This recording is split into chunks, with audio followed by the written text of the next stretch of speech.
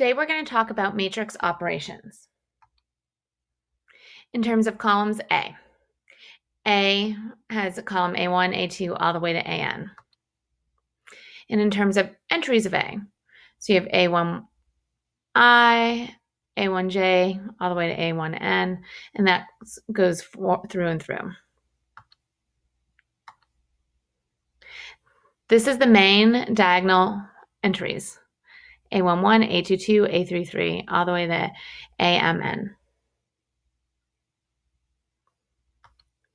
And then we have the zero matrix, which has all entries of 0. And there is one typo here that I would like you to fix. This should actually be the zero matrix.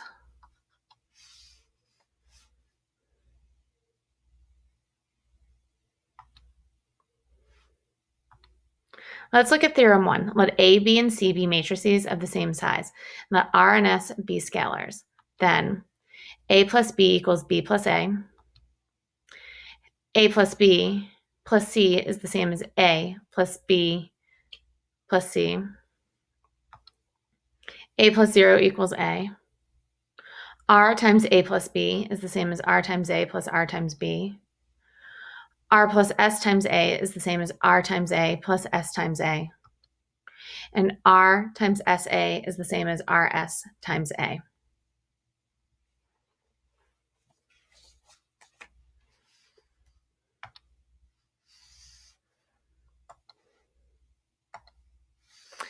Let's look at matrix multiplication.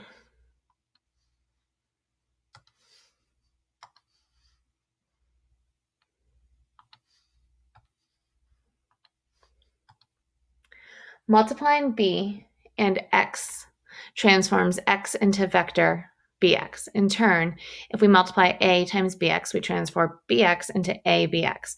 And so ABX is the compositions of two mappings. So we have vector A multiplied by B gives us BX, multiplied by A gives us A times BX.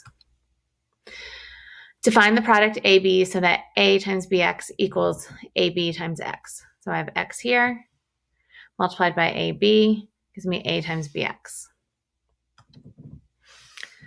Suppose A is M times N and B is N times P, where B is B1 all the way to BP and X is X1 all the way to XP.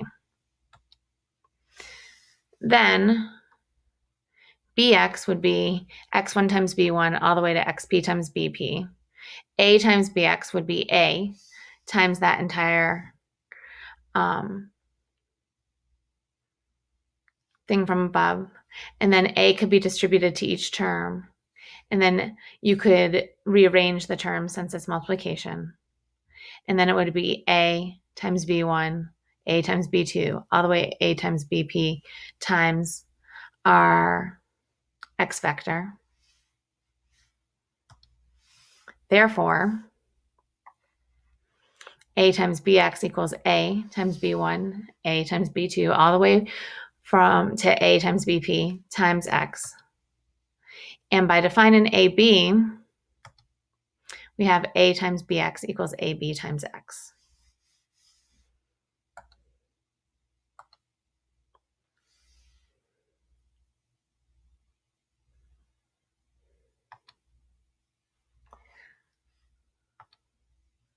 Let's look at example 1. A is the vector, A is the matrix 4, 3, 0, negative 2, negative 5, 1, and B is 2, 6, negative 3, negative 7. We want to compute AB, okay? Using our definition from the previous theorem,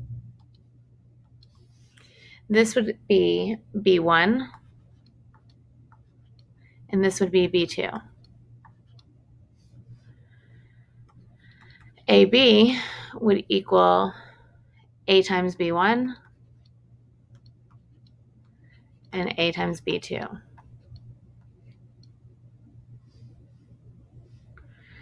What we're going to do is get AB1 and AB2, and we'll combine those to get AB. So let's start by getting AB1 And that would be 4, 3, 0, negative 2, negative 5, 1 times 2, 6, which would equal, going through, doing our multiplication, 4 times 2 plus negative 2 times 6, and so on would give us negative 4, negative 24, 6,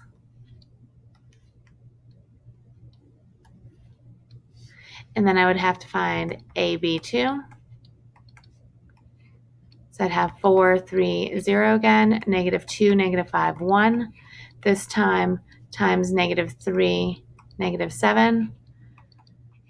Using my rules of multiplication, I would end up getting 2, 26, negative 7. So AB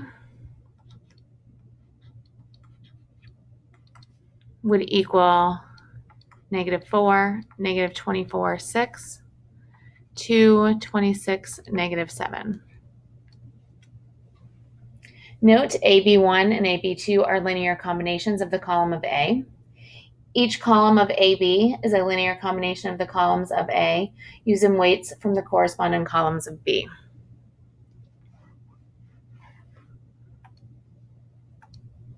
Let's go ahead and look at example 2. If A is a 4 by 3 and B is a 3 by 2, then what are the sizes of AB and BA? So the size of AB and BA is what we're finding for this.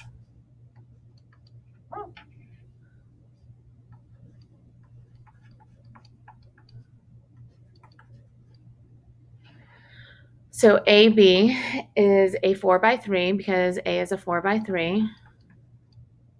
So this would be A. And B is a 3 by 2. Therefore, AB would be a 4 by 2. Since these equal each other, it would be a 4 by 2. So that would be AB. BA would be a 3 by 2, so that's B, and a 4 by 3, which is A. And I look at the middle two numbers here. Those do not equal each other, so it's undefined.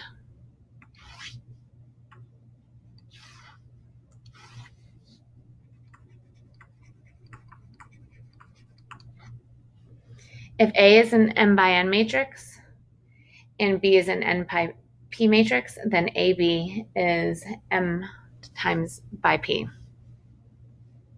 which I believe you already know. So let's look at this. Row column rule for computing AB, an alternate method. The definition of AB is AB1, AB2, AB, all the way to ABP, where AB is small. The following method is efficient when working by hand. So you'd have AB times IJ all the way through, and the ith row would give you that. But this is only convenient when working by hand. And the matrices are small. So let's look at example 3. Let A be 2, negative 1, 3, 0, 6, 1, and B be 2, 0, 4, negative 3, 1, negative 7. Compute AB if defined. Well, we have a 2 by 3 matrix here and a 3 by 2 here. So this would be defined as a 2 by 2 matrix. So AB would be a 2 by 2 matrix. So this would be 2, negative 1, 3, 0, 6, 1 times 2, 0, 4, negative 3, 1, negative 7. So I'd go 2 times 2 plus 3 times 0 plus 6 times 4 to give my first entry of 28.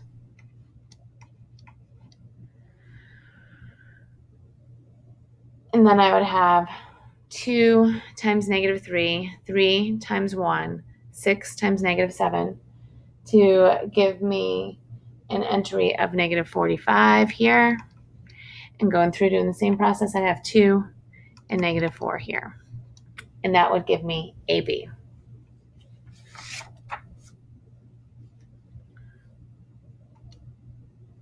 Let's look at theorem 2. Let A be an m by n matrix and let B and C have sizes for which the indicated sums and products are defined. A times BC equals A times B times C, the associative law of multiplication. A times B plus C equals AB plus AC, the left distributive law. B plus C times A equals BA plus CA, the right distributive law. R times AB equals R times A times B, which also equals A times R times B for any scalar R. And finally, the identity matrix times A equals A, and the A times the identity matrix is in turn A. Identity for matrix multiplication. IM does not equal IN.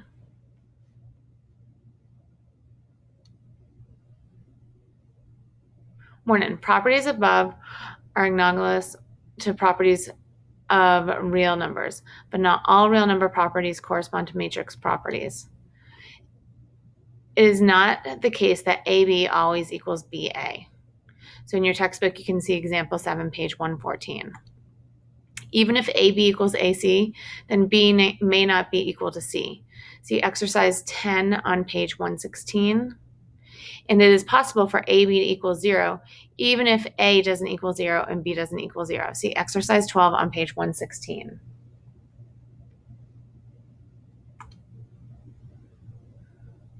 Let's go ahead and compute 1301 to the third.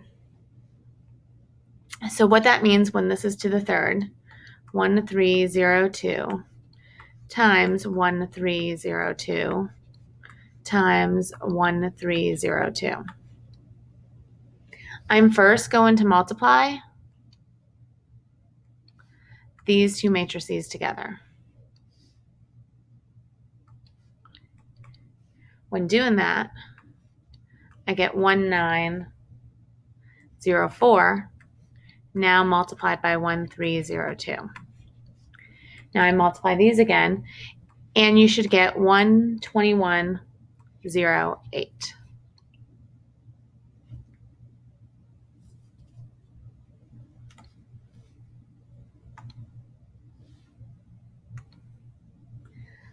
The transpose of a matrix.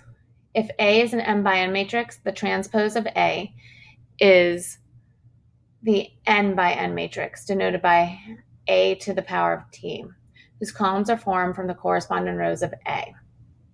So here I have A, and its columns become the rows. So column 1 becomes row 1, column 2 becomes row 2, so on and so forth.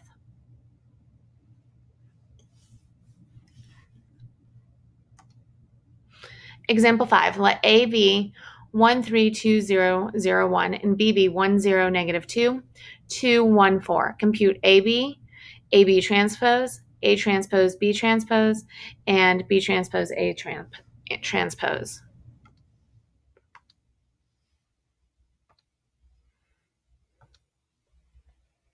So let's go ahead and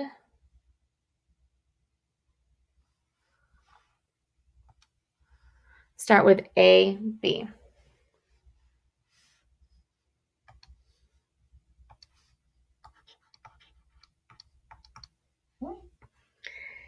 AB would be 132001 times 10 negative 2, 214 When multiplying this, will it be defined? Yes, it's a 3 by 2, or excuse me, a 2 by 3 times a 3 by 2, and I would end up getting a 2 by 2.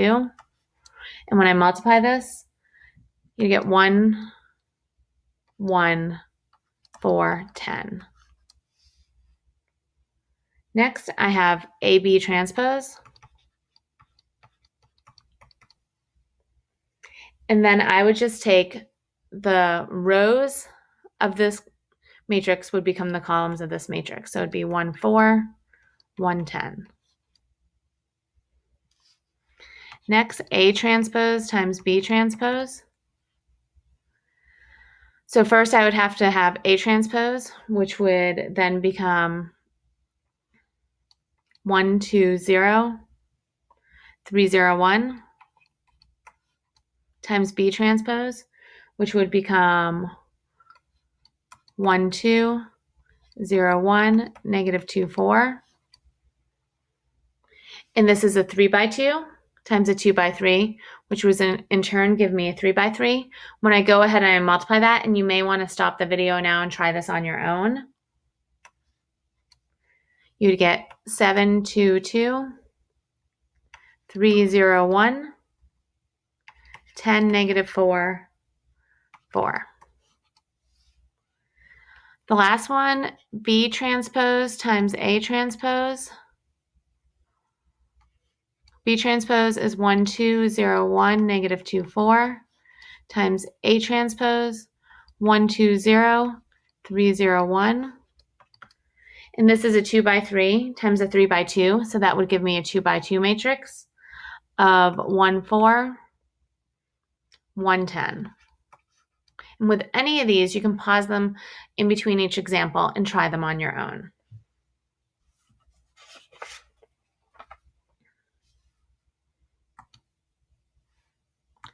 Let's look at theorem 3. Let A and B denote matrices whose sizes are appropriate for the following sums and products. A transpose A equals A, i.e. the transpose of A transpose is A. A plus B transpose equals A transpose plus B transpose. For any scalar R, A transpose is the same as R times A transpose. AB transpose equals B transpose A transpose. The transpose of a product of matrices equals the product of their transposes in reverse order. In example 6, prove that ABC transpose equals C transpose B transpose A transpose. So this is just like theorem 3D. So I have ABC transpose, and that's the same as ABC transpose. This would equal C transpose AB transpose, which would then equal C transpose A transpose B, or excuse me, B transpose A,